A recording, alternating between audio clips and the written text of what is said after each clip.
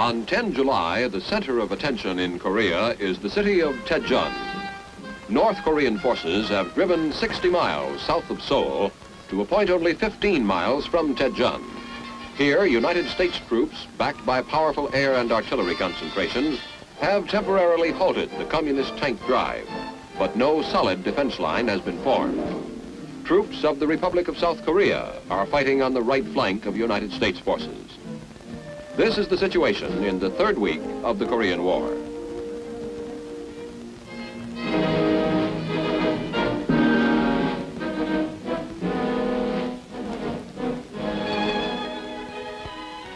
The main port of entry in Korea for U.S. supplies and reinforcements is the port of Busan.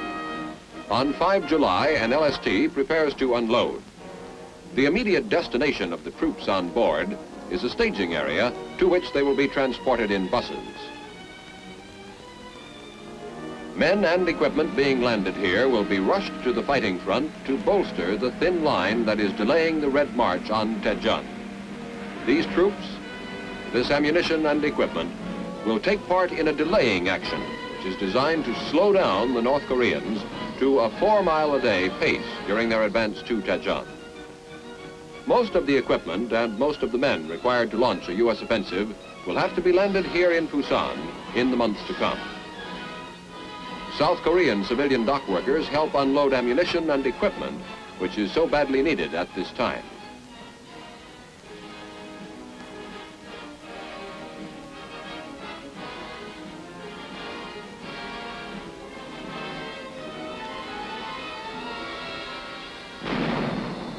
Up at the front, 30 miles north of Daejeon on 7 July, United States infantrymen have been forced to withdraw before North Korean tank columns. U.S. artillerymen direct their fire on the village of Chonan, 2 or 3 miles away. Chonan has been overrun by the communists earlier in the day, and until tank and infantry reinforcements can be brought up, the job of these artillerymen is to fight a rearguard action. Their routine is to dig in, fire, withdraw. Dig in and fire again on practically an around-the-clock schedule. On 8 July, with the United States defense line well south of Chonan, some of the first United States tanks to reach Korea head toward the front. By 9 July, captured Russian equipment is increasingly in evidence. Russian scout cars, Russian motorcycles. This materiel was captured in the vicinity of Chochi-wan, 20 miles from Daejeon. Weapons of unusual design are also examined with interest by American Army personnel. The North Koreans are presently using these Russian-made guns in the field. These are Russian-made tanks knocked out on 9 July, testimony to the excellent equipment the North Koreans have. During these first weeks of the Korean War, the North Koreans' tanks advanced practically without opposition. On 14 July, the Daejeon airstrip is still in American hands, and U.S. wounded are brought here to be flown to Japan in hospital planes. These wounded are mostly casualties of the temporary stand being made at the Kum River near Daejeon. Large red crosses, normally identifying ambulances, have been obliterated as much as possible. Even tar has been used to cover them. The North Koreans make targets of clearly marked ambulances.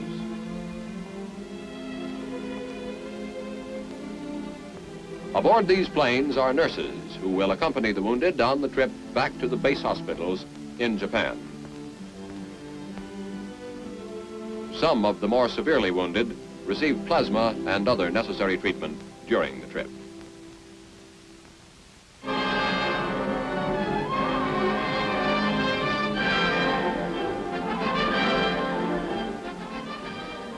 On 18 July, 5,000 troops of the United States 1st Cavalry Division land on the east coast of Korea in a full-fledged amphibious movement. They land in one day on the beaches and docks near the port of Pohang. The U.S. Army and Navy collaborate in one of the quickest and most efficient large-scale amphibious operations in history. Although the main communist forces are only 30 miles north of here, this landing is unopposed.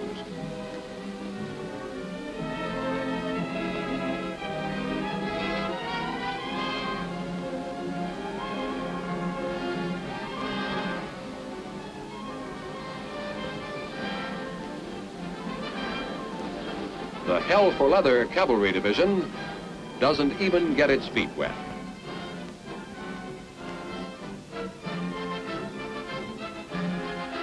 The object for this move in the Korean Battle of the buildup is twofold: to get more United Nations troops into Korea as quickly as possible without overloading the already congested facilities at the port of Busan, and to strengthen the northern line held by the battle-weary 24th Division and the South Korean Army. And time is precious. To the west, the main U.S. forces have just withdrawn from Daejeon.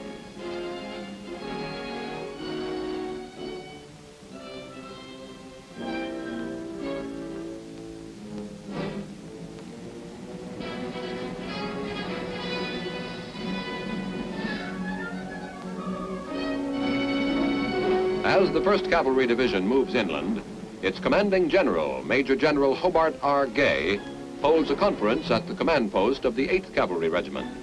This conference includes Brigadier General Barnard Wilson, Assistant Commanding General of the 25th Division, Brigadier General Charles Palmer, Commanding General of Division Artillery, and Colonel Ray D. Palmer, Commanding Officer of the 8th Cavalry Regiment. Shortly after hitting the beach, General Gay said, "Our job is to kill North Korean troops until the United Nations has won a victory in Korea." In the port city of Pohang, South Korean townspeople, who remain off the streets, have erected a sign of welcome.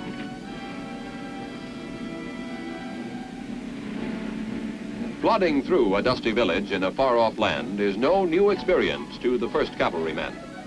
In World War II, they operated as dismounted and motorized troops in the Admiralty and Leyte campaigns and spearheaded the return to Manila. They are now a full-fledged infantry outfit.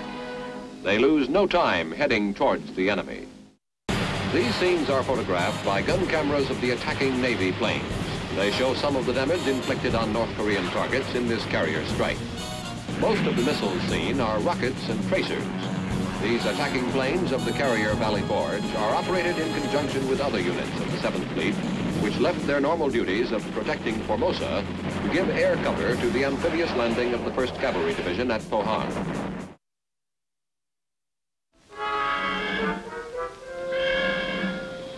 July 19, aboard the U.S. aircraft carrier Valley Forge.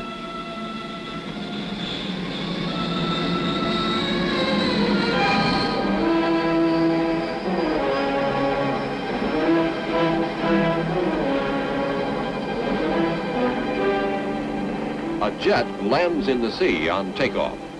If you look in the water to the left of the plane, you can see the pilot.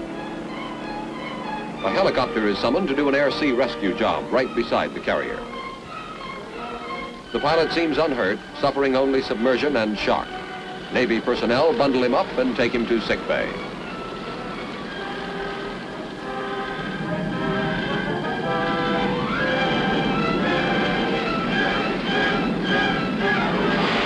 These scenes are photographed by gun cameras of the attacking Navy planes. They show some of the damage inflicted on North Korean targets in this carrier strike. Most of the missiles seen are rockets and tracers. These attacking planes of the carrier Valley Forge are operated in conjunction with other units of the 7th Fleet, which left their normal duties of protecting Formosa to give air cover to the amphibious landing of the 1st Cavalry Division at Pohang. After this landing, made yesterday, these planes are now ranging far and wide over North Korean territory.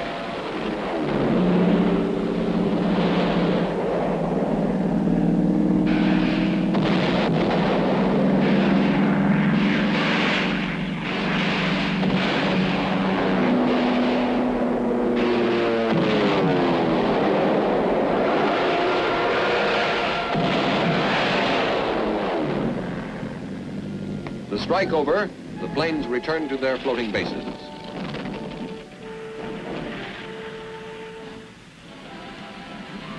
One of the returning fighter planes seems to have disabled its landing gear during the strike. Firefighting crews and medical corps men race toward the plane to make sure it doesn't catch fire and that the pilot is safe. The pilot climbs out of the cockpit under his own power, and the deck is cleared for another plane to land. As one plane lands, its rockets are jarred loose. Crewmen rush to retrieve them and throw them overboard. Actually, there is little danger of these rockets exploding as they are electrically detonated, and the connection was broken when they were jarred loose from the plane. But it's played safe.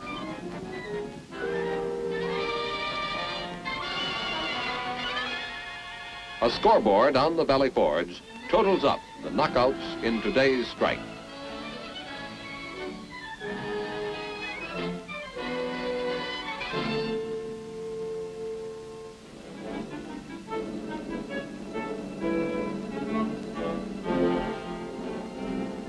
Tejon, 19 July. This city is the head of the highway and the railroad that leads to the last American base, Busan, 125 miles away. As American reinforcements speed toward Tejon, the battle begins, and on 20 July, destruction comes to this city, which has a population of 37,000. U.S. forces defending Tejon are the strongest yet sent into battle in Korea. This battle is a major test. But U.S. forces in Tejon face tank columns followed by masses of infantry. By overwhelming numerical superiority, the North Koreans breach the perimeter defenses and surge into the town. The Tejon battle begins and ends in one day. Street fighting breaks out everywhere as the communists enter Tejon. Unknown to many of these troops, the enemy is rapidly surrounding the city to a depth of 3 miles. When the order to withdraw comes, these men will have to fight their way out as Tejon falls to the communists. But once more, precious time is being gained in the U.S. strategy of delaying action.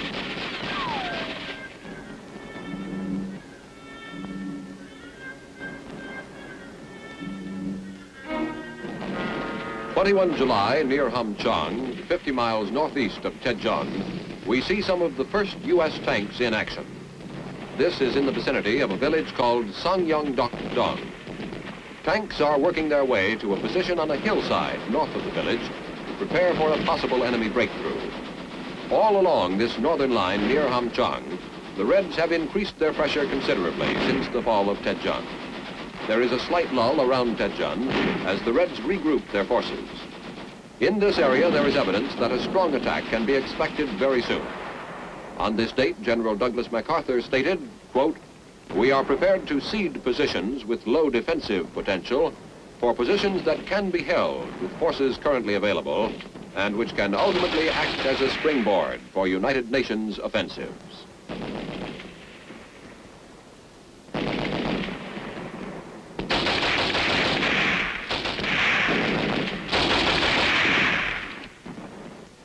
(22 July, Songju, Korea, 10 miles south of Hamchang.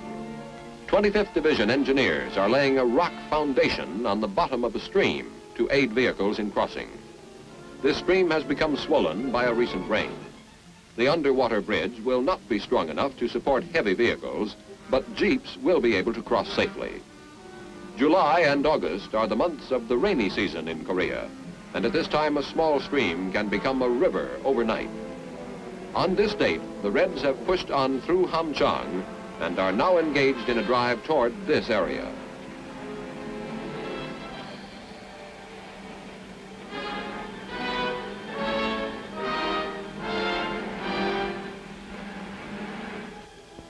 (24 July, on the northern front, a 25th Division Heavy Mortar Company fires at the enemy.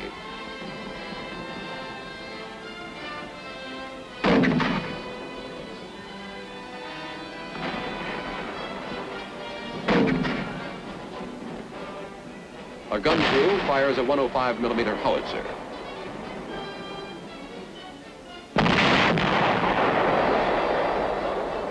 On 25 July, the Red Drive in the southwest gets underway.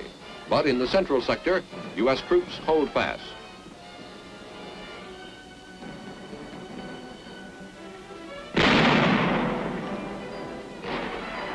Here, infantry watch United States planes strafing the enemy in the nearby hills.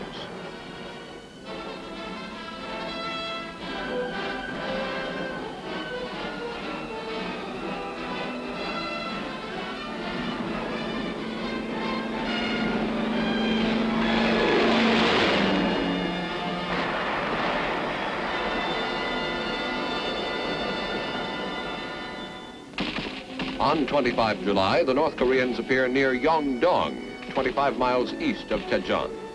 Sniper fire grows heavy. U.S. troops cover a bridge with rifle and machine gun fire to help the last units cross a river.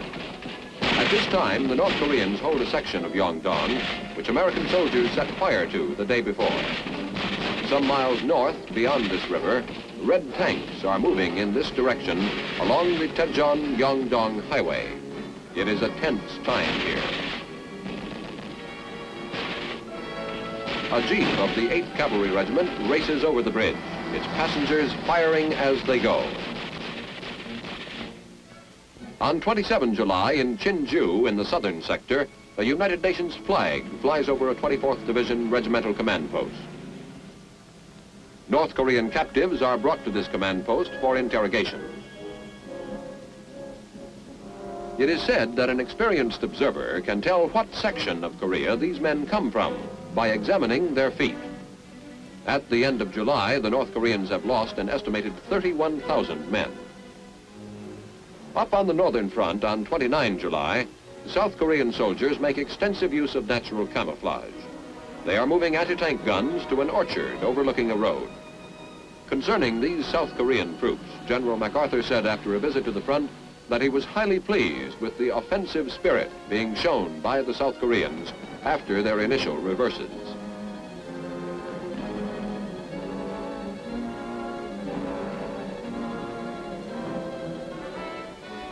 Another tense moment in the work of the infantrymen in Korea.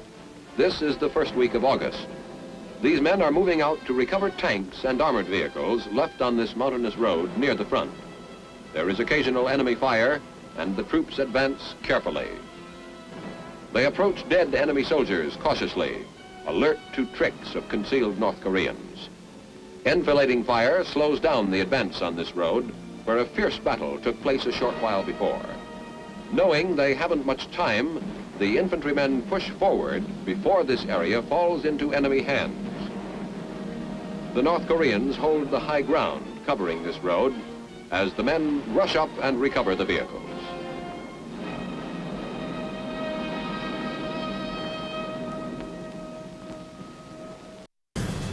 A familiar scene to veterans of World War II. B-29 super fortresses in Okinawa are being prepared for bombing missions on communist-held positions in Korea. These aircraft of the 19th Bomb Group are being primed for strikes on Hungnam in the north and on Seoul, main artery of communication for the North Korean forces.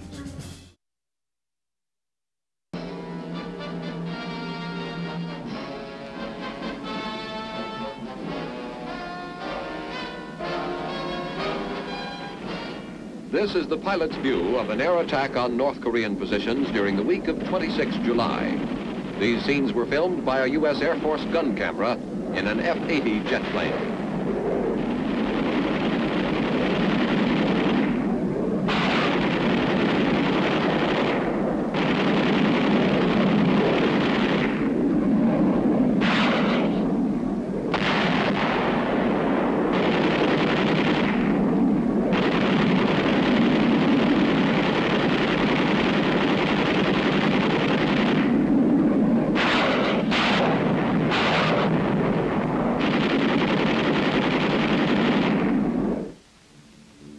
A familiar scene to veterans of World War II.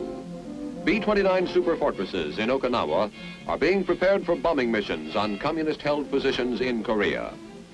These aircraft of the 19th Bomb Group are being primed for strikes on Hungnam in the north and on Seoul, main artery of communication for the North Korean forces. Bombs are prepared and rolled into position under the super forts. There, the bombs are swallowed up in the bomb bay bellies of the planes. Loading and preparing the aircraft is completed while the flight crews receive last-minute instructions. When briefing is complete, the planes are ready to take off.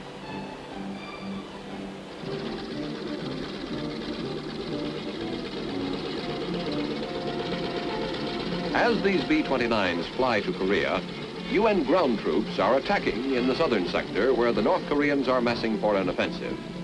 The raids of these superforts on Hungnam and Seoul are planned to help cripple the long supply lines that run to the communist positions in the south.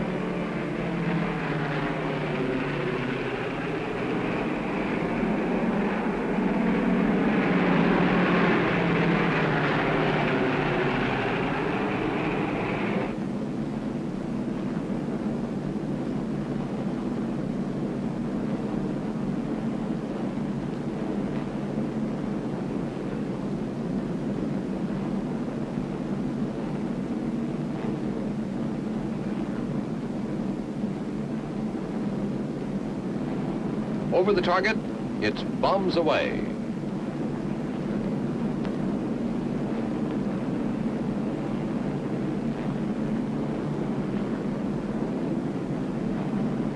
"72 tons of explosives on the Red's vital railroads."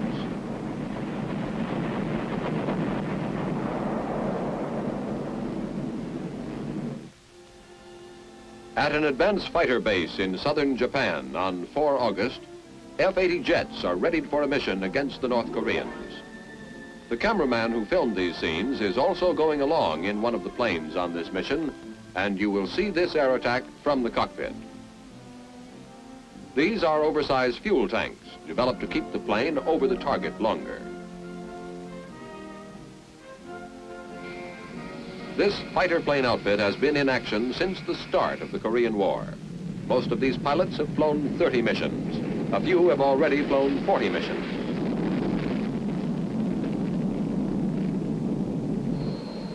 Most of the following footage is taken from the rear cockpit through the plexiglass canopy of a T-33 jet plane. The ghost image you see is the reflection in the plexiglass. On the ground at this time, the Reds have advanced 75 miles from Daejeon, and the Battle of the Naktung River is in full force. The battle for the Pusan beachhead is beginning, the decisive battle of the war. This is the 6th week of the war, and part of the increasing fury you will see expressed in the threat of these Air Force planes as they zoom over the enemy territory. As more and more men and weapons move in against the communists on the ground, more and more warplanes fill the air above them. This is typical Korean scenery. Wide, shallow rivers, rice fields in the flatlands, rolling hills on the horizon.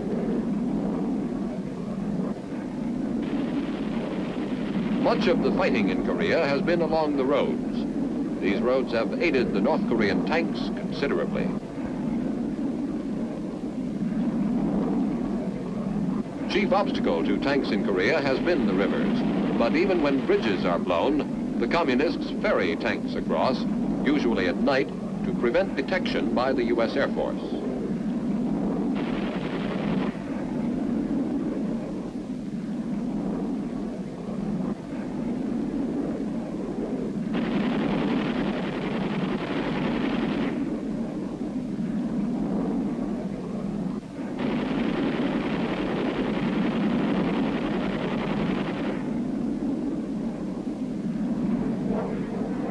Mission completed, the jets peel off and head for home. 3 August, the 1st Provisional Marine Brigade lands in Korea at the port of Pusan. These Marines have been rushed to Korea from California. Modern U.S. tanks are a growing answer to the Russian T-34 tanks, which gave the North Koreans such an initial advantage.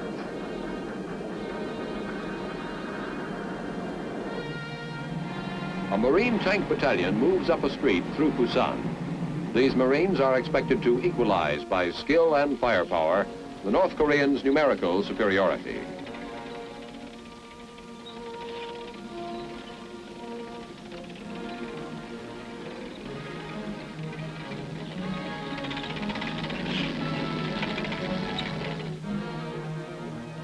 Fifth Ordnance Company, Daegu, 4 August.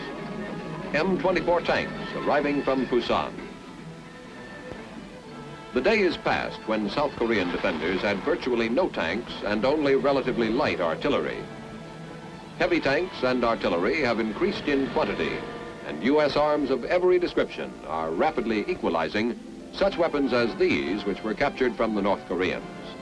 These arms gave the North Koreans a great initial advantage, not because of superior quality, but because they were available in quantity for use by a great numerical superiority of troops. As U.S. weapons arrive in quantity in Korea, the myth of superior communist arms is rapidly being silenced.